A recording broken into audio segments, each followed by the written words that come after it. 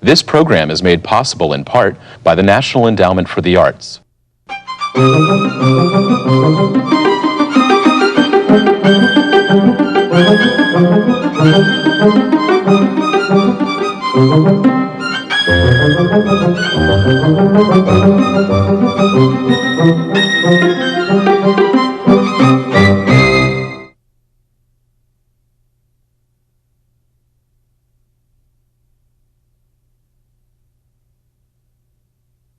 Welcome to The Writing Life. My name is Ethelbert Miller, and my guest is Edward P. Jones. Edward P. Jones is the author of 2 books, Lost in the City and The Known World. Welcome. Thank you, Ethelbert. You know, both of your books, Ed, are dedicated to the memory of your mother, Jeanette M. Jones. Let's talk about her first. What influence did she have on your life, and how did you try to keep her memory alive in your books? Well, my mother couldn't read or write, and I think that had it been, as I say in the dedication in the second book, had it been a better world, I think she would have gone on and achieved far more than she did than just produce 3 children. When I was in school, I always endeavored to be the best student I could because I was aware that she went out every day. She was a dishwasher, she was a hotel maid, and she never spoke about how hard the work was, but you could just see it in how tired she was when she came home in the evenings. So I always endeavored to be the best student that I could possibly be, just to make her life easier. And now that I'm growing up, I'm out there on my own, I try to be the best citizen and human being that I can be. My mother died in '75, but that doesn't matter. You know, when I see a character like Marie Wilson, you know, who's in the last story of Lost in the City, I sort of chuckle because I saw my mother, and I guess your mother too. But one of the things in there is that she actually physically confronts people. Okay, and I wanted you to talk about that because it seems that here you have older people really striking back, being angry with how the world has changed. Yeah. The stories in Lost in the City, there's only one, the one about the little girl on the first day of school that's taken from my own life. But I think that I'm sort of influenced by something when I was in college, and it was a 19th century novel course, the introduction to a Henry James novel, where the person who wrote the foreword, I think, was talking about James's thing of always asking, what if? And so rather than having this old woman go into the Social Security office and being abused every time she goes in there, you know, I simply ask myself, what if? And of course, you can't have her, you know, do anything outrageous like pulling out an AK-47, but she stands up in a little small way and smacks this woman. The same thing happened with the first story, The Girl Who Raised Pigeons. When I was a child, one of my childhood friends was a girl named Bessie Ann. And she was a stutterer, she was thin, and everyone in the neighborhood picked on her. When I got around to writing the story of The Girl Who Raised Pigeons, I had a very courageous little girl, 9, 10, 11 years old, and I decided to name her Bessie Ann because I wanted to create this character who would have been what Bessie Ann could have been if it had been a better world, someone who could have stood up for herself all along the way. You know what I find in your Marie character, Marie Wilson, she says you weren't raised that way. After she, you know, hits him, you know, and that sounds like an expression that you hear older people saying all the time. It is, yeah. It's when I certainly I grew up with that. You know, whenever I sort of deviated a bit from the way my mother was raising me, she would say, "You weren't raised that way." Right. And I always find a certain comfort in using phrases that I knew when I was a child. They're no longer used, apparently, I guess. How do you weave that into your dialogue? I think the voice that I always use, for the most part, is the voice that I heard of my mother when I was growing up. You know, every goodbye ain't gone, every shut eye ain't sleep. You know, you wasn't raised that way, things like that. There's a certain cadence, certain poetry to the way she spoke, and she got that, of course, from having been born and raised in the South. And you also have younger characters, though, in some of your stories. How do you go about and capture their speech? I think I just make it up because I'm not always privy to what they're saying. I have a niece and 2 nephews, but I haven't been around them enough to know the way that they speak. So I think it's just a matter of sort of making it up. Winging it along the way. Now, you recently moved back into D.C., and I was wondering, a lot has happened since your first book had come out. Washington, D.C. has changed, okay? When you walk around the city and you look at neighborhoods that you've written about, do you feel now that maybe you should go back and maybe write more about the memories so that you can preserve a certain city that's being lost? Or do you embrace the new city? Do you see new stories out there? No, the new city isn't really my city. When I think of stories, and I'm working on another collection of stories about Washington, D.C., and when so many of those stories came to me in the last 10 years, it was the 1950s, it was the 1960s, and perhaps a bit of the 1970s and the 80s. And that's what I know. And I think it's probably because I came of age, you know, in the 60s and all of that.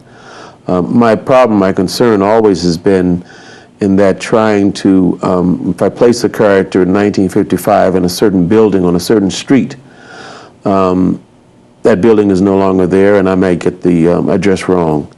And whenever I think of that, there's a line from the movie Avalon that comes back to me and it says, if I had knew it was all going to be gone, I would have remembered better. You know, when I look at your short stories, I wonder in terms of what elements, you know, make up a good short story. I know you've made reference to your teachers like James Allen McPherson and Taylor. I also saw you had a blurb for Hank Lewis, who has a new book out. Yeah. What do you see when, in short stories, you know, in terms of the certain basic elements that you feel makes a good story? You know, the more I do them, the less confident I am about what goes into them. Back when I was beginning, I had this vague idea. It's beginning, a middle, and an end, and there's a sort of climactic moment there towards the end.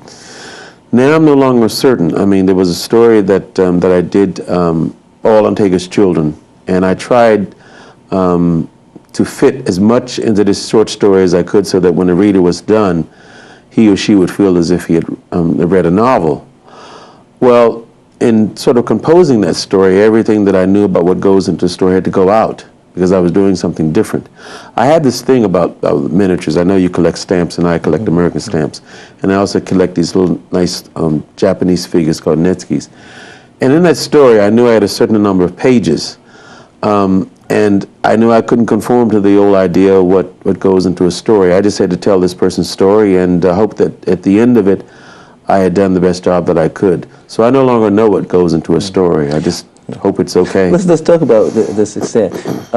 When we first sat down, it was 1992. And Yeah. a lot has happened. In fact, I call you the Tiger Woods of American literature now with all the awards.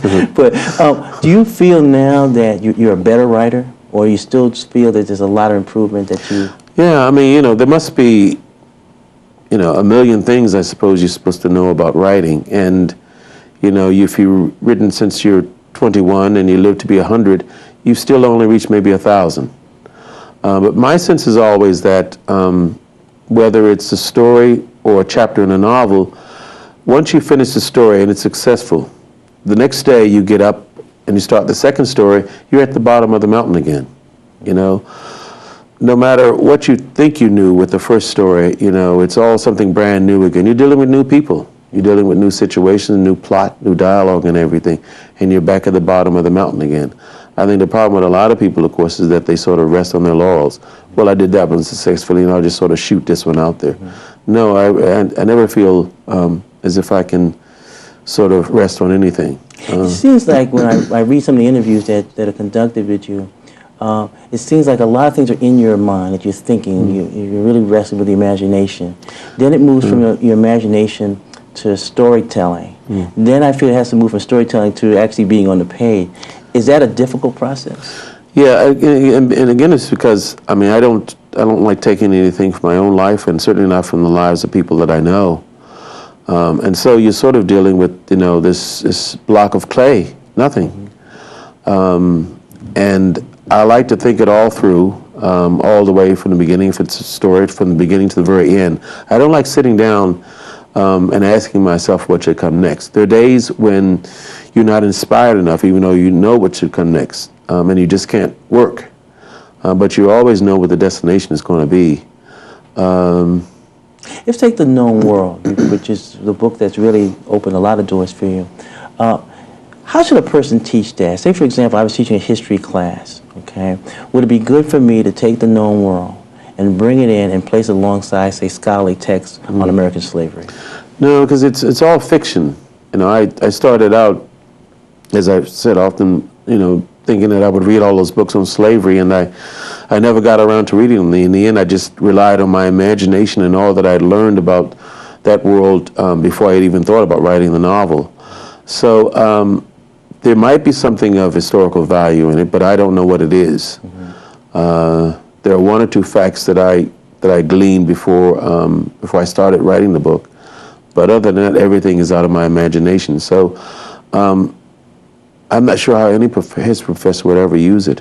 Now, I want to make a connection here, and if I'm wrong, I looked at the, Lost in the City, and I looked at the known world, and one thing I see as a connection is this whole concept of maps. Even, for example, when you talk about how you work at putting a story together, you sometimes don't say outlining, but you're mapping out a story.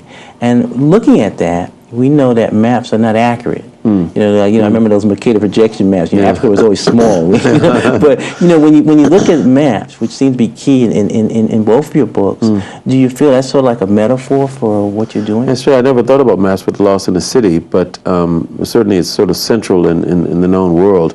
But it's again, it's because I don't want to get lost when I'm working, and when I'm teaching, I often tell people that my technique is. You're starting out, and I don't drive, but this is if I had a car and I was starting out from Washington and going to Baltimore. Right. You know always, because you settle in your mind that your destination is going to be Baltimore. So you get on the road, the Baltimore-Washington Parkway, and maybe there's a sign of a town you've never heard of before, and you decide to take a detour. And it's 2 in the afternoon, and you still have time to get to Baltimore, and so you take the detour. It's 2 hours, 3 hours, whatever it is. I mean, that's fine when you're writing the story, because that's happened to me a lot of the times. I knew what the destination, but sometimes little things happen that I never anticipated. But ultimately, you're going to get back on the Baltimore-Washington Parkway, and by evening you're going to be in Baltimore. Hopefully. Yeah. I know you've been asked a lot of questions about the known world, but I want to focus in and ask you, 4 things that perhaps people haven't talked to you about, which I think jump out. And I discussed some of this on NPR when we discussed your book with Roger Wilkins and Lisa Page and Diane Rehm. Throughout the known world, there are a number of references to horses and mules. Could you elaborate on that? Yeah, there are a lot of things that just came out of my subconscious. I think I was aware that these people in that time probably lived in close proximity with animals, and that the people who were slave owners, for the most part, thought of their slaves as no more than animals. And you get a lot of people in there, like William Robbins, who probably treats his horse far better than he treats his slaves. I'm not really sure. I think it might take me 5 or 10 more years to think of the person that I am to say, yes, this is why I said that. This is why I said that. Because they keep reoccurring throughout the day. The dogs, I know, and there are several times where horses are shot in the head. Right. I wasn't always aware that when the first time that happens with a horse, it happened then, and then later on when it happens, I wasn't really aware that it happened before. And then when it maybe happens a third time, I wasn't aware of the twice before that. It was always at that particular point that I needed to say that about a horse, a dog, or a mule. I think there was a friend of mine once told me about that in my stories that mule is sort of a majestic character. And I probably got that from my mother, because her thing was always talking about mules when she was growing up. The character Alice Knight, in 1861 in your book, you have created a map of the entire Manchester County, leaving out the people. Okay, and she says in the book, it's what God sees when he looks down on Manchester. The letter writer says that, yes. Right. Yeah. And they said, my question is, if the people are not present, can one conclude that God might be missing from their lives too? I think so. I tend not to insert myself into what I write, but of course it's inevitable that something that you are seeps in. And I always say that while I'm not a religious person, I'm doomed to write about people who are. And my sense throughout the novel was that there were a lot of people who believed passionately in God, but God was always absent. In the first map, the map of the entire county, of course there are no people, because that's the way I sort of see things. In the second map, which is a smaller one of this particular plantation that Alice Knight came from, there are people, and their eyes are raised up to the heavens, and supposedly that's what God sees when he looks down upon him. Now, you said you don't put yourself into these characters, but if I had to select a character that I think that I detect you in, Elias. Yeah. And I think the clue would be that is whittling, because you talked about being a carver and stuff. So I looked at that character a little closer. I said, well, maybe this is where Edward Jones shows up.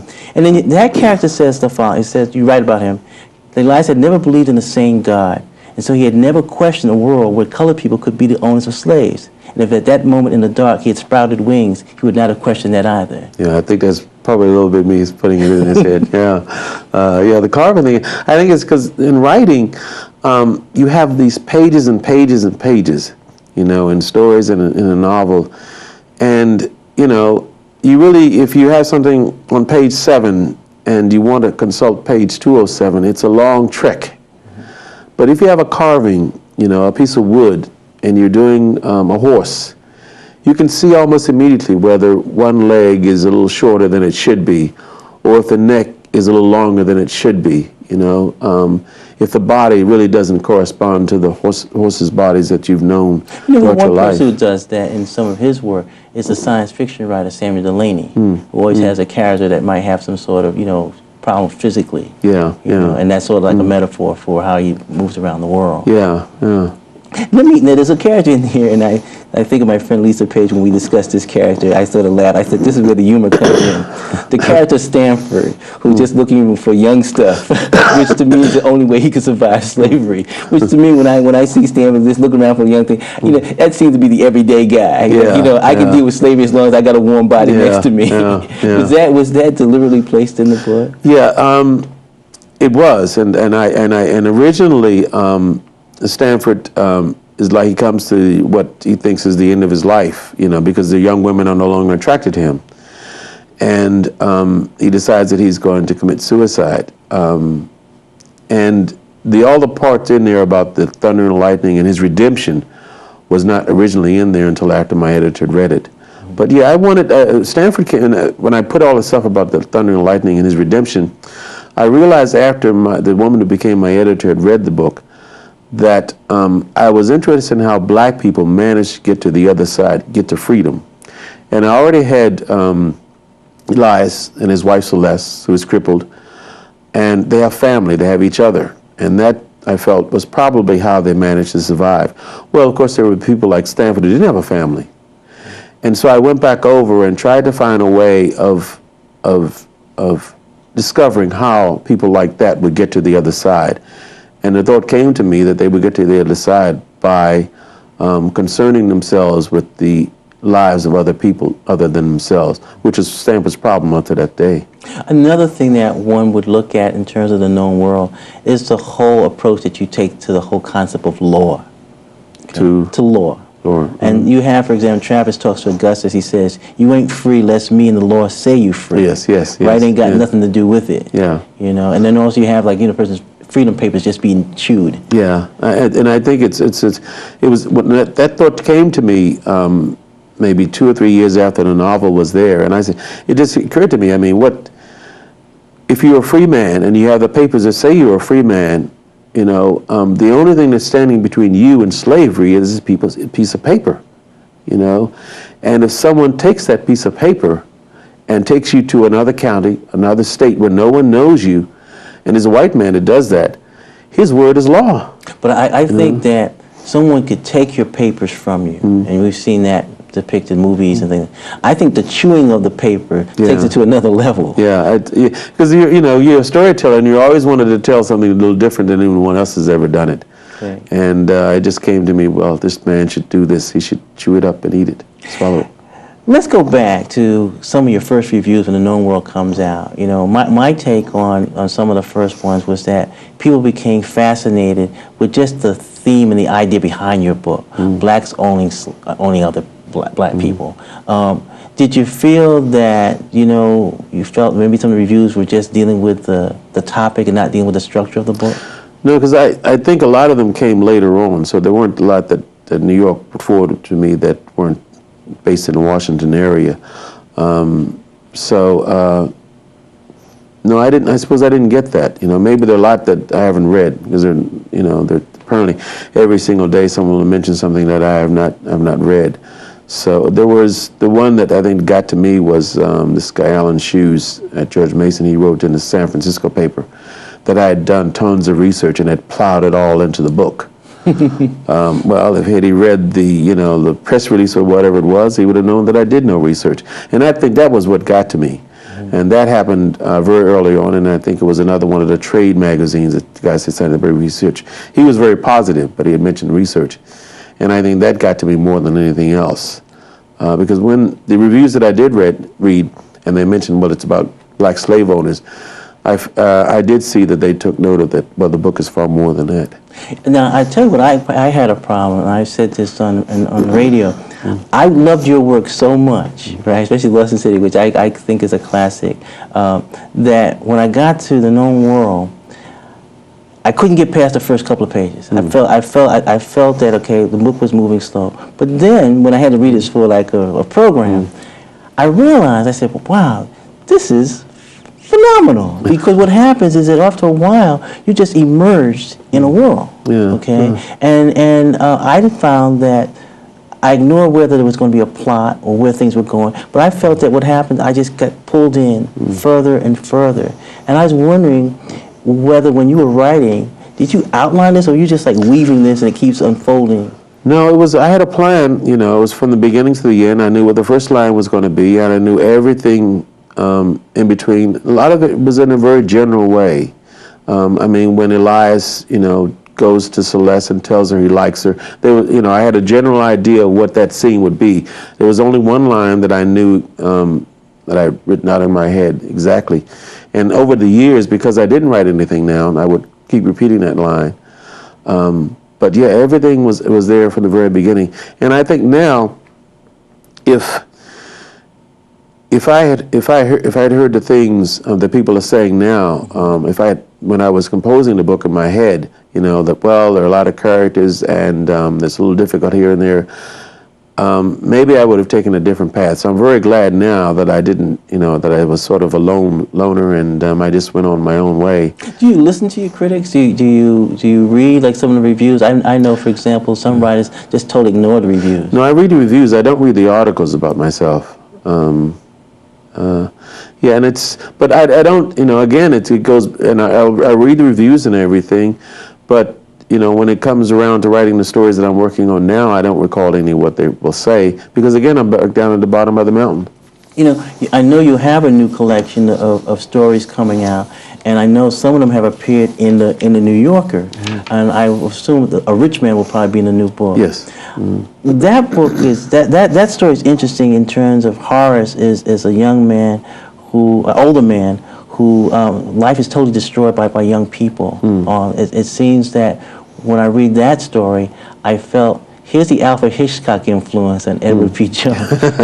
Is that, I know you love Hitchcock. Yeah, I mean, this whole life of this character, Horace, is just totally destroyed. He winds up in jail. Yeah. It seems that more than anything else. Yeah, no, I like Hitchcock, but I never once, I don't think, thought about him.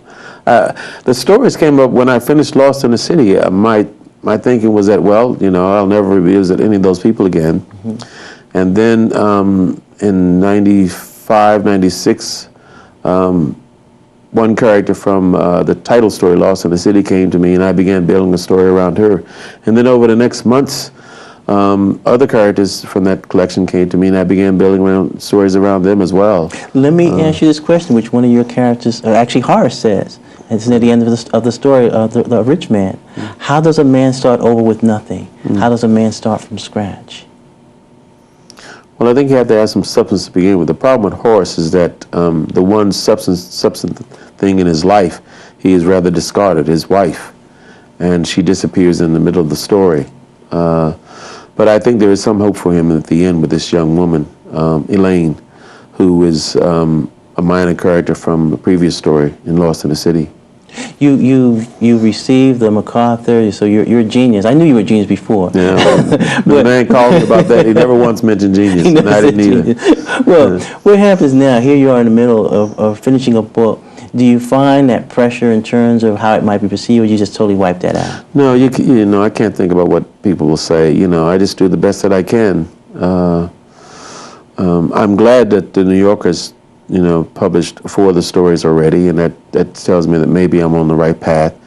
And I have about 2 or 3 more to finish, and then that'll be it. But I can't. And I think, given all that they've said about the known world, I think it'll probably be months and months before I read any reviews about the new collection of stories. You talk about this path. If other writers wanted to follow sort of the path that Edward P. Jones has taken, what books do you feel they should read? I know you have your favorite writers, but are there any books that might deal with the teaching of writing that you would suggest a young person, pick up? No, because it's. I mean, how many books on writing did Ralph Ellison read? How many did Diane Petrie read? Right. You know what I mean? Well, let's look at this. Let's look at this because how many Conde Collins read? Let's look at what this. they did is they read, and then I was somewhere a few weeks ago, and someone mentioned Saul Bellow. The quote he had is that a writer is a reader moved to emulation. And I think that's settled it. You just reading is a foundation of it all. Sure, but let me put you on the spot. You have taught at a number of institutions. I never use the text. Okay. Well, I was wondering in terms of how do you instruct a class of people? Are there exercises that you at Jones have developed that you feel will be helpful? I did in the very beginning when I was in graduate school, and that was because I didn't know what I was doing. Now we just dive right into the work. Before the class even starts, I tell, whomever can contact all the students that I want to have a story on the very first day, and that I want everyone to have read the story, and we just set right into the work. Because everyone sort of, is a different sort of writer, and I can't really assign anything I feel that will appeal to this writer and not appeal to the other. So we just dive right into the work right away. We look at so many people want to be writers. I look at you, I look at Hank Lewis, I look at Percival Everett.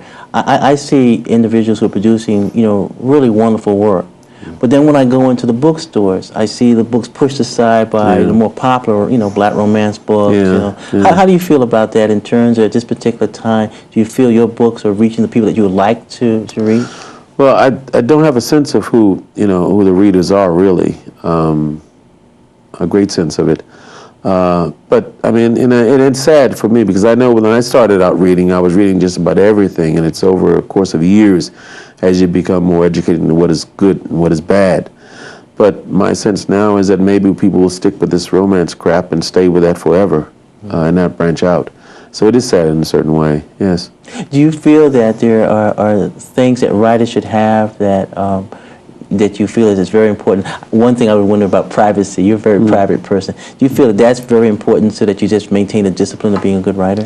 No, because again, I'm not a Starbucks person, but you can walk by there and see some guy on his laptop in Starbucks, and there's all this clutter around the writer, and so we're all different. And whatever allows you at the end of the day to say, yes, I have a page, 2 pages that I'm comfortable with, that I'm happy with, and you get up the next day and you read over those previous pages and say, yes, this is okay, then that's the way to go.